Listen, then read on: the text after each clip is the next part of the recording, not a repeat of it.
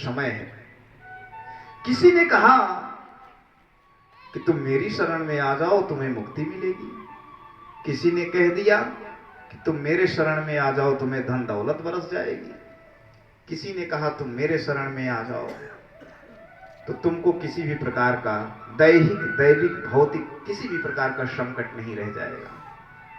But आप refugee कहां बनेंगे? कैसे बनेंगे आप शरणार्थी? कैसे मूल्यांकन करेंगे आपकी मैं किस शरण में हूं? उधर कहते हैं शरण शरण गुरु शरण हूं और शरण राखिए मोह।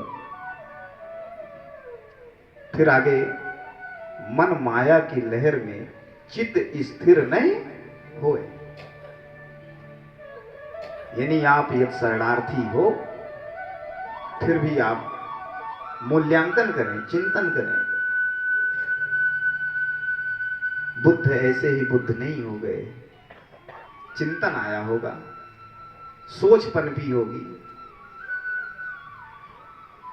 वास्तव में ध्यान मूल गुरु रूप है। अभी गुरुदेव जी जड़ और चेतन की बात पिछले सत्संग में किए थे। मैं चाहता हूं आप क्रमिक जो भी आप यहां सुनते हैं, अगर लिखे पढ़े हैं तो आप घर जाएं, उसके बारे में लोगों को ऐसे बैठक करिए। हो सकता है आपके यहां से जाने के बाद घर में कोई आपसे नाराज हो जाए, या 4 घंटा समय गंवाए का ही है। उनसे आप हाथ जोड़िए, बैठिए कि आज यहां सत्संग में ये चर्चा हुई थी। आप अपनी बात अपने घर में कहना शुरू करेंगे तो निसंदेह यदि घर के लोग आपसे विमुख होंगे तो एक दिन आपसे नाराजगी व्यक्त करेंगे, 2 दिन करेंगे, एक दिन कहेंगे कि चलो देखता हूं तुम्हारे आश्रम में क्या होता है। आएंगे, स्वागत है, वह भी जाने की क्या होता है। गुरु की महिमा अनंत है, अनंत किया उपकार, लोचन अनंत उघाड़िया, अनंत दिखावन। हाँ, लोचन मीन्स आंख होता है। अगर आपके आंख को उघाड़ा जाए तो कितना उभर सकता है? आपके शरीर में जो आंख है, ऐसे खींचिए, कितना आप इसको खींच पाएंगे? एक लिमिट होगी। इस लोचन को खोलने की बात नहीं हो रही है। लोचन अनंत उघाड़िया, ऐसे लोचन, ऐसे आंख, ऐसी दृष्टि देता है गुरु जो कि अनंत को दिखाने की क्षमता रखता है। इसलिए आपके जीवन में एक गुरु का होना,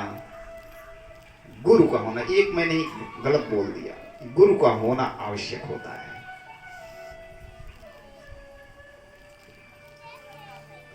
पूजा मूल गुरु पाओ, बाणी बोल रही है। और आपने पूजा क्या? मैं किसी का विरोध थोड़ी कर रहा हूं। आपने पता नहीं क्या क्या पूजा। इतनी उम्र हो गई होगी, आपने घर पूजा, बेदी पूजा, चौखट पूजे, अलमारी पूजे, बक्सा पूजे, गल्ला पूजे।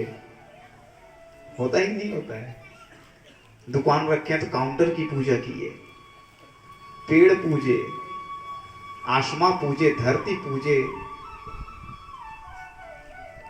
और पता नहीं कितने मठ मंदिर में आप जाकर के माथा टेके। पूजे कि नहीं पूजे? लेकिन इतना सरल सूत्र दे रहे हैं सदगुरु कि पूजा मूल गुरु पांव। अब पांव की विशेषता भी एक अलग होगी, निरख होगी, वो समझने की बात है। और कितने गुरु ऐसे हुए कि अपने पैर की फोटो खिंचवाए, अपने भक्तों के बीच में लेमिनेशन करा करके वितरित करा दिए।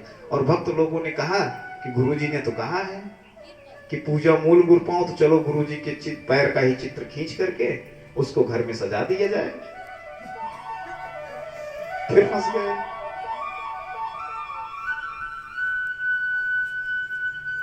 और मंत्र मूल गुरु वचन है। मंत्र का मूल, आप कितने भी मंत्रों का उच्चारण कर लेंगे, कोई जरूरी नहीं कि आप सत्य भाग रहे हैं।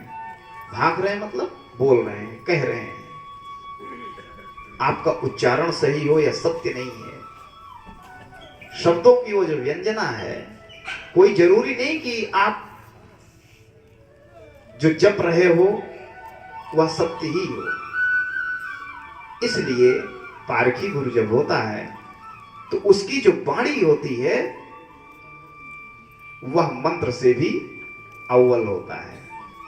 इसलिए गुरु की वाणी को ही मंत्र समझ लीजिए।